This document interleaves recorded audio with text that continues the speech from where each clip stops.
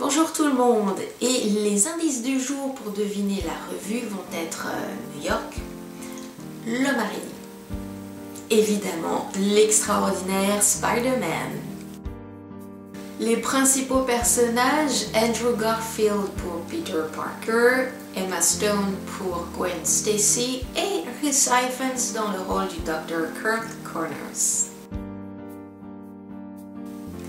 Peter Parker va trouver un indice qui va possiblement l'aider à mieux comprendre la disparition de ses parents quand il était jeune enfant. Il va se retrouver à travailler avec l'ancien partenaire de son père, le Dr. Kurt Connors, mais il va regretter rapidement son geste quand il va réaliser ce qui l'aura aidé à créer. Avec ce Spider-Man, on recommence l'histoire à zéro, sinon on n'y comprendrait absolument plus rien avec ce qui a été réalisé avant. Chapeau bas pour les effets spéciaux, la qualité d'image et de couleur est absolument incroyable et impressionnant. Il y a notamment ces scènes où on a l'impression d'être Spider-Man quand il saute au début, quand il découvre ses pouvoirs de toit en toit. On a exactement cette même sensation dans les jeux vidéo. Et sur grand écran au cinéma, ça devait être particulièrement impressionnant. L'extraordinaire Spider-Man est une réelle surprise. On n'aurait jamais espéré pouvoir avoir un Spider-Man qui soit vraiment de cette qualité. Il n'y a aucun doute à ce que Andrew Garfield va reprendre sa combinaison rouge-bleu araignée dans de prochaines aventures. D'autant que le mystère entourant la disparition de ses parents reste total.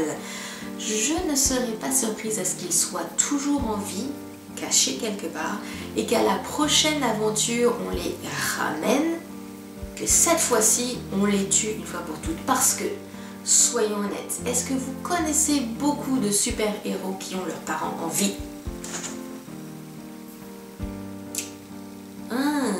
Superman, mince, j'avais oublié celui-là. Bon, mais ça compte pas, là, il y en a juste un, ça compte pas. Les super-héros n'ont pas de parents en vie dans leurs pattes. Andrew Garfield nous donne une très bonne interprétation de Spider-Man et de Peter Parker. Il nous fait facilement oublier Tobey Maguire dans les précédents Spider-Man et son interprétation des plus ennuyeuses qui soit et possible du personnage qui est sans cesse en train de se poser la question quant à savoir ce qu'il veut faire, qui il veut être.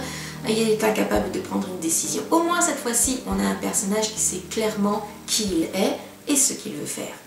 Merci. L'extraordinaire Spider-Man, comme je l'ai dit, est un film d'action absolument palpitant, très bien réalisé et très bien interprété. À ne pas manquer. Merci beaucoup pour avoir regardé cette revue et jusqu'à la prochaine fois, passez un très bon moment.